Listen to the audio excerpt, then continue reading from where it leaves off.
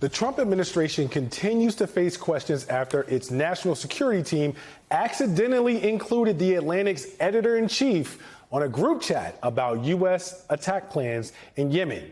Here to discuss is Democratic Congressman Eric Swalwell of California. He previously served on the House Intelligence Committee. Congressman, thank you for being here.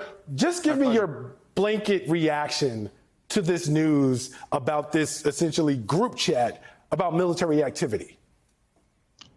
Pete Hegseth thinks that Pete Hegseth should be fired. If you listen to what he has said over the years on his weekend shows, he has called out people for instances of national security that were not even close to what he did as far as his breach for them to be gone. So it's actually remarkable to me that as we talk right now, Pete Hegseth has not resigned. He should absolutely resign. He may have violated the Espionage Act, as some of your other guests have said. He also violated the Don't Be an Idiot Act. And it's also concerning that the other people in the group chat didn't say, hey, should this even be on Signal? Or two, are we allowed to have disappearing messages considering all the records we're supposed to keep? And three, hey, who's that number that none of us recognize? And so this is, of course, very concerning. And as someone who represents, a pretty big troop community with a military base in one of the biggest cities in my district, this puts all of their security at risk. So it's shocking that he's still the Secretary of Defense. Congressman, given everything that you've just said, how prepared are Democrats to push the call for Hegseth's resignation? You've said that this is something that really should result in him leaving this post. Are Democrats ready for that fight? Hey, I'm ready for it. And we have to meet the moment right now because our adversaries, our enemies in the world, are looking at this clown show and they're wondering, is this the time to maybe invade Taiwan because America doesn't have its act together? Is this the time, for our terrorist organization to hit America because these morons are on the watch? And so, yes, we have to meet this moment right now, call for his resignation, and also insist that we have all the records that they have tried to delete so we understand just what else has been put at risk. Now, you and former Republican Congressman David Jolly were just in the Tampa area for a town hall in a Republican district. Let's take a look at the reception that you both received. Anna Paulina Luna refuses to meet with her constituents. To that, David and I say, to hell with her, we'll talk to you. We'll listen to you, and we will fight for you.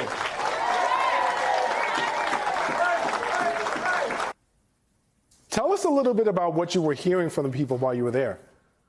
Well, I heard from Democrats, independents, Republicans, people who see their health care security at risk. They see President Trump and Elon Musk getting rid of FBI agents who are supposed to keep us safe, bird flu monitors who are supposed to, keep the price of eggs down, CDC scientists who are supposed to prevent the measles outbreak that we're seeing.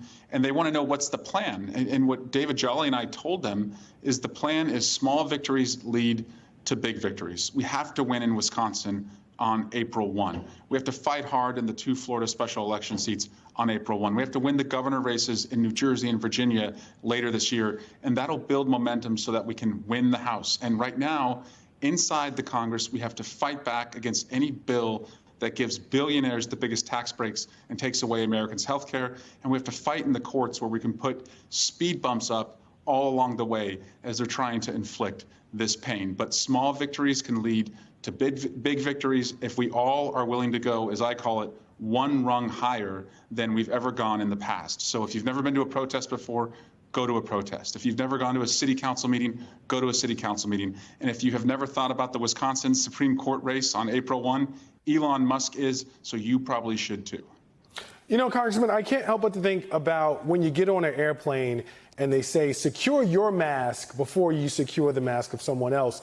Democrats right now, and this is supported by a poll from Quinnipiac, is showing that they're underwater with their own voters for the first time in this poll's history. So while I can appreciate you going to Republican districts and having these conversations with other folks, It seems like there's a need for you, your colleagues, and the rest of the party to really secure your actual voter base. How does that actually happen before you go out to these other districts that haven't supported the Democratic Party in previous elections? Yeah, I'm at the SFO airport about to fly to D.C., and that's why I'm in this very hostage-looking like room, by the way. Look, we have to show up.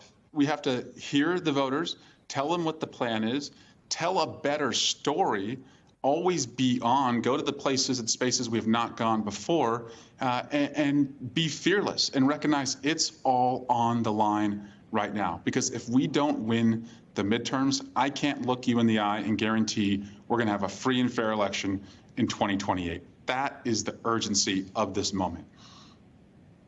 Congressman Swalwell, thank you very much for joining us, and safe travels back to D.C. When we come back, the U.S. is hoping for a Ukraine peace deal, but Russia doesn't seem to be in much of a hurry. We'll get into that and more next on the 11th Hour.